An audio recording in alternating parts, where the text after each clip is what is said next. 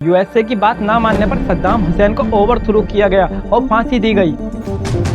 अगर यूएसए किसी देश पर सेंसर लगाते तो उसकी इकोनॉमी एक झटके पर जमीन पर आ जाती है। डॉलर के अगेंस्ट खड़े होने का मतलब है सीधा सीधा यूएसए से पंगा लेना। देखिए फिर उस कंट्री में सिविल वॉर शुरू कराई गई और गद्दाफी को ओवरथ्रो कर दिया गया। और यही कारण था कि यूएसए को गोल्ड मार्केट को स्टेबल रखना पड़ता था। और यूएस इन चीजों से इतना फ्रस्ट्रेट हो जाता है कि वो लंदन की गोल्ड मार्केट को ही बंद करवा देता है। क्या आपने कभी सोचा है कि हर इंटरनेशनल ट्रांजैक्शन में डॉलर का हाथ क्यों होता है? और यूएसए ने ऐसा क्या किया कि डॉलर ही पूरे वर्ल्ड की ग्लोबल करेंसी बनी? और दुनिया का मेजर कमोडिटी जैसे ऑयल और गोल्ड की ट्रेड डॉलर में ही क्यों होती है? और यूएसए किसी देश पे सेंसर लगाते तो उसकी इकोनॉमी एक झटके में जमीन पे क्यों आ जाती है? और इन सारी चीजों को पॉइंट बाय पॉइंट समझते हैं। अगर एक बार ये सारी चीजें आपके समझ आ गई तो दो देश के बीच के ट्रेड को देखकर आप बता दोगे कि इनके बीच चल क्या रहा है।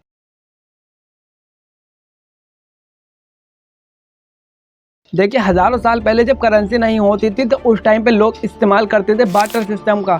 आप बार्टर सिस्टम को एक्सचेंज सिस्टम भी समझ सकते हैं। मतलब किसी के पास चावल है और उसे आटे की ज़रूरत है तो जिसके पास आटा है वो उसे चावल देकर उससे आटा ले लिया करते थे। उस टाइम पे लोग इस तरीके से ट्रेड किया करते थे। मगर इसमें भी कई दिक्कत आ रही थी। जब लोगों को बड़े अमाउंट में ट्रेड करना होता था तो ये सामान कुछ समय के बाद ख़राब हो जाता था। तो लोगों ने कुछ समय के बाद इसका भी सॉल्यूशन निकाला। लोगों ने वैल्यूएबल मेटल्स में ट्रेड करना शुरू कर दी और लीडिया ने यहाँ पर आकर इन वैल्यूएबल मेटल्स को कॉइन में कन्वर्ट कर दिया। अब लोग इन कॉइन्स के जरिए ट्रेड करते थे। देखिए लोगों ने ये जो सिस्टम निकाला इसमें भी कहीं ना कहीं दिक्कत आ रही थी। ये जो गोल्ड सिल्वर के कॉइन होते हैं ये बहुत हैवी होते हैं और लॉन्ग रूट पर ट्रैवल करने वाले जो व्यापारी होते हैं इन्हें संभाल कर रखना पड़ता था और चोरी से भी बचा कर रखना पड़ता था। तो कहीं ना कहीं इन्हें दिक्कत का सामना करना पड़ रहा था। तो कुछ समय के बाद एक और नया तरीका चलन में आया जिसे नाम दिया गया गोल्ड रिसिप्ट।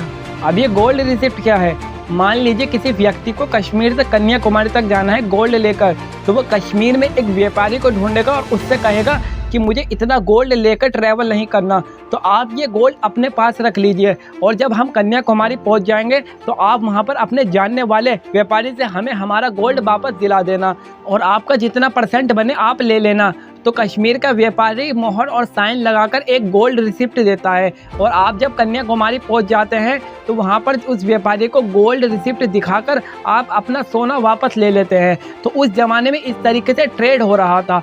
मगर ट्रेड तो हो रहा था मगर ये सारा तरीका अनऑर्गेनाइज था। मतलब एक व्यक्ति दूसरे व्यक्ति पर सिर्फ ट्रस्ट कर रहा था। तो फिर 1154 में एक व्यक्ति जिसका नाम था वैनियान लियांग, उन्होंने चाइना की गवर्नमेंट के साथ मिलकर जगह जगह बैंक इम्प्लीमेंट किए। अब लोगों को अपना गोल्ड लेकर घूमने की ज़रूरत नहीं थी। अब वो अपने गोल्ड को बैंक में डिपॉजिट कर सकते थे और पीस ऑफ पेपर से रिफ्लेक्ट कर सकते थे और यही पीस ऑफ पेपर आगे चलकर करेंसी बनता है। देखिए उसके बाद 13वीं सेंचुरी में एंट्री होती है मार्को पोलो की।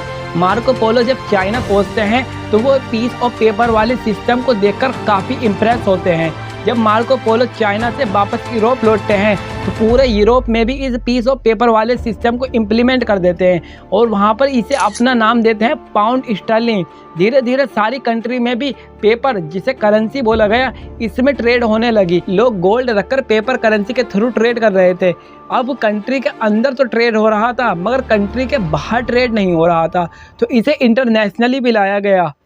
यूरोप वाले अपना पाउंड स्टर्लिंग देकर जापान से सामान मंगा लेते थे और जापान वाले अपना युआन देकर यूरोप से सामान मंगा लेते थे और एंड इन्हें इस पेपर करेंसी के बदले गोल्ड मिल जाता था। सारा ट्रेड हो गोल्ड में ही रहा था मगर एक पीस ऑफ पेपर इसे रिफ्लेक्ट कर रहा था। मगर कोई भी कंट्री उतनी ही करेंसी प्रिंट कर सकती है जितना उसके पास गोल्ड हो।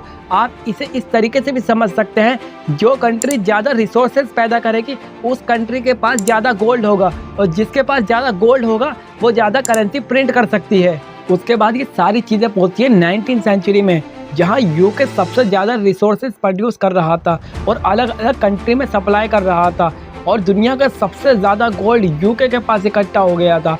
दुनिया के 65% ट्रेड ये पाउंड स्टर्लिंग में होने लगी थी। इसके बाद ईयर स्टार्ट होता है 1933, जिस वक्त फर्स्ट वर्ल्ड वॉर चल रही थी और चर्चा में आने लगता है यूएस डॉलर। क्योंकि पूरे यूरोप में लड़ाई चल रही थी और सारी की सारी कंट्री डिस्ट्रॉय हो चुकी थी और यूके जो पूरी कंट्री को सामान सप्लाई कर रहा था और उल्टा इसे अपने पास इंपोर्ट करना पड़ रहा था। और यूके जो शुरू से ही लड़ाई से दूर रहता है और उससे इसे फायदा भी होता है। यूके अलग अलग कंट्री को वेपन, टैंक जैसी चीजें सप्लाई कर रहा था और एक्सचेंज में गोल्ड ले रहा था। और ये वही टाइम था जिस वक्त दुनिया का 70 से 75% गोल्ड सिर्फ यूएस के पास था। इसी वजह से पाउंड स्टर्लिंग से ज्यादा यूएस डॉलर में ट्रेड होने लगी थी।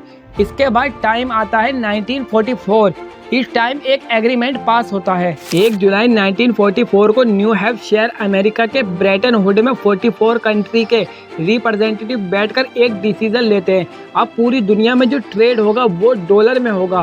पहले जो कंट्री अपनी करेंसी को गोल्ड से बैक करती थी, अब वो डॉलर से गोल्ड को बैक करेंगी और डॉलर को गोल्ड से लिंक किया गया और 1 आउंस गोल्ड के बदले $35 का रेट सेट किया गया। इसके बाद यूएस ने सोचा कि डॉलर तो पूरी दुनिया में फैला हुआ है और सारी कंट्री एक बार से तो डॉलर को गोल्ड से कन्वर्ट कराने आएंगी नहीं, तो यूएस ने जितना उसके पास गोल्ड था उससे ज़्यादा डॉलर को प्रिंट करना शुरू कर दिया और डॉलर पूरी दुनिया में फ्लोट करने लगा। मगर इसमें भी एक ट्विस्ट था। एक ऐसी सिचुएशन थी जिसमें सारी कंट्री एक बार से यूएस के पास अपना डॉलर को कन्वर्ट कराने आ सकती थी। मान लीजिए यूएस आपको $1 के बदले 25 ग्राम गोल्ड दे रहा है और दूसरी तरफ आपको $1 के बदले 35 ग्राम गोल्ड मिल रहा है, तो आप क्या करोगे? यूएस से गोल्ड खरीद कर बाहर ज़्यादा रेटों में बेच दोगे। इससे दूसरी कंट्री का भी बहुत फायदा होगा। और यही रीज़न था कि यूएस की मजबूरी बन गई थी गोल्ड मार्केट के प्राइस को स्टेबल रखना। इसके बाद यूएस इतना फ्रस्ट्रेट हो जाता है कि भाई यूके में लंदन की क्वीन को फ़ोन लगाकर कन्वेस्ट कर लेता है और लंदन की गोल्ड मार्केट को बंद करवा देता है। मतलब डिमांड और सप्लाई का गेम ही खत्म कर देता है। उसके बाद 1960 आते आते यूएस का रिजर्व काफ़ी नीचे पहुंच गया था। ये देखिए उस वक्त का ग्राफ। उसके बाद यूएस के जो प्रेसिडेंट बने वो अलग अलग कंट्रियों को बुली कर रहे थे कि आप अपने डॉलर को गोल्ड में कन्वर्ट मत कराइए। मगर ये सारी चीज़ें यूएस पे बैकफायर मार जाती हैं। सारी कंट्री इनसिक्योर हो जाती हैं और ज़्यादा डॉलर को वो गोल्ड में कन्वर्ट कराती हैं। इन सारी चीज़ों तंग आकर यूएस अगस्त 19 को ऑर्डर 11615 रिलीज कर देता है और कहता है आज से डॉलर के बदले गोल्ड नहीं मिलेगा। इन चीज़ों से बहुत सी कंट्री शॉक हो गई थी और इसी इंसिडेंट को निक्सन शॉक कहा जाता है। मगर इस ऑर्डर की वजह से काफ़ी कंट्री नाराज़ थी, मगर वो कुछ कर भी नहीं सकती। अगर वो डॉलर यूज़ नहीं करेंगी तो इसके बदले उनके पास एडवांटेज क्या है? मगर यूएसए को डर था कि आने वाले टाइम में कंट्री ने अपनी अपनी करेंसी में ट्रेड करना शुरू कर दिया तो यूएसए ने यहाँ पर एक मास्टर स्ट्रोक खेला पेट्रो डॉलर को लेकर। यूएसए ने कहा कि ऑयल को सिर्फ डॉलर में बेचा जाएगा। जैसे कि किसी कंट्री को ऑयल चाहिए सऊदी अरब से तो उससे पहले डॉलर चाहिए होगा और डॉलर यूएसए में मिलेगा। इसी कारण यूएसए में डॉलर की डिमांड बढ़ने लगी और धीरे धीरे डॉलर मजबूत होने लगा। इसे लेकर कुछ कंट्री ने विरोध करना भी शुरू कर दिया था। सद्दाम हुसैन ने ईरान का पेट्रोल यूरो में बेचना स्टार्ट कर दिया था। 3.3 बिलियन बैरल ऑयल उसके बदले 26 बिलियन यूरो को इकट्ठा कर लिया था। इसी कारण सद्दाम हुसैन को ओवरथ्रो किया गया और फांसी दे दी गई। और गद्दाफी जिसने यूएस डॉलर को छोड़कर यूनिफाइड अफ्रीकन करेंसी बनाने का आइडिया दिया था, मगर यूएसए ने इनकी कंट्री में सिविल वॉर शुरू कराकर गद्दाफी को ओवरथ्रो करा दिया। और यही कारण है कि यूएसए एक तरीके से अपने डॉलर को वेपनाइज करता है। डॉलर के अगेंस्ट खड़े होने का मतलब है सीधा सीधा यूएसए से पंगा लेना। इसके साथ साथ एक चीज़ और है, स्विफ्ट नेटवर्क। स्विफ्ट नेटवर्क को आप इस तरीके से समझ सकते हैं कि कोई भी देश इन नेटवर्क से आउट हो जाता है तो वह इंटरनेशनल ट्रांजैक्शन भी नहीं कर पाएगा।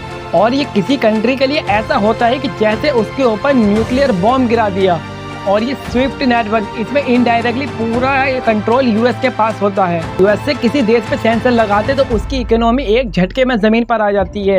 ये एडवांटेज सिर्फ यूएसए के पास ही क्यों होता है? देखिए इंडिया भी पाकिस्तान के ऊपर सेंसर लगा सकता है, मगर ग्लोबल मार्केट में इंडियन करेंसी की इतनी वैल्यू ही नहीं है। पिछले कुछ महीने से काफी देश अपनी डॉलर के ऊपर से डिपेंडेंसी कम कर रहे हैं। इसे नाम दिया गया है डी डॉलराइजेशन। और सऊदी ने अपनी पहली ट्रेड युआन में करी। इससे यूएसए को काफी बड़ा झटका लगा। बैक टू बैक मीटिंग भी हुई और इंडिया और यूएई ने भी कहा कि हम अपनी करेंसी में ही ट्रेड करेंगे। और एक्सपर्ट ने कहा है कि डॉलर को इस तरीके से बाहर करना पॉसिबल नहीं है। ऐसा हो पाएगा ये नहीं, ये तो बताना मुमकिन नहीं है, मगर हाँ ये है कि डॉलर के ऊपर हमारी डिपेंडेंसी अभी बनी हुई है।